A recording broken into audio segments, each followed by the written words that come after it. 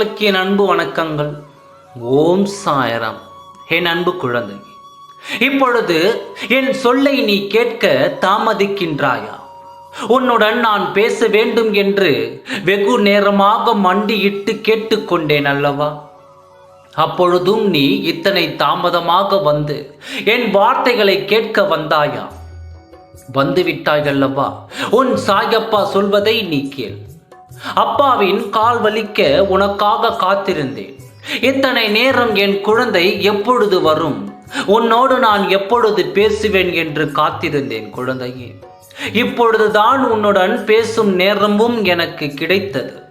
உனக்கு நடக்க இருக்கும் சுப காரியங்களை உன்னிடத்தில் சொல்லி உன்னை மகிழ்வித்து பார்க்க நான் ஆசைப்பட்டு இந்த நேரத்தில் நான் உன்னை தேடி வந்தால் நீ என்னை பார்த்தும் பார்க்காமலும் சென்று விடுகிறாய்.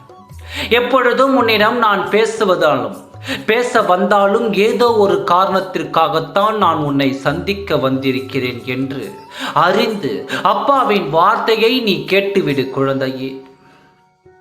உனக்காகவே காத்திருக்கும் உன் சாயப்பாவை காக்க வைக்காதே. நாளை பிறக்கும் நன்னாள் உனக்காகவே உருவாக்கப்பட்ட நாள். நீ வேண்டி கேட்டது உனக்கு கிடைக்கும். நீ நினைத்தது உனக்கு நடக்கும். நீ பல நாட்களாக ஒரு காரியத்திற்காக நீ என்னிடம் வேண்டிக் கொண்டு இருந்தாய் அல்லவா? அந்த காரியம் நாளை நடைபெறும். இந்த பிறக்கும் நன்னாள் உனக்காக உருவாக்கப்பட்ட நாள் என்று நீயே புரிந்து கொள்வாய். விடியும் நன்னாளில் உனக்கான அனைத்து மகிழ்ச்சிகள் உன்னிடம் தேடி வரும்.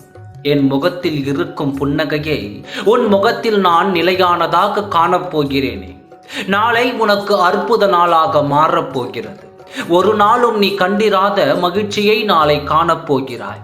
நிலையானதாக உன்னிடம் இருக்கும் அனைத்தும் நீ பெறப்போகும் நாள் நாளையாக அமையப் போகிறது.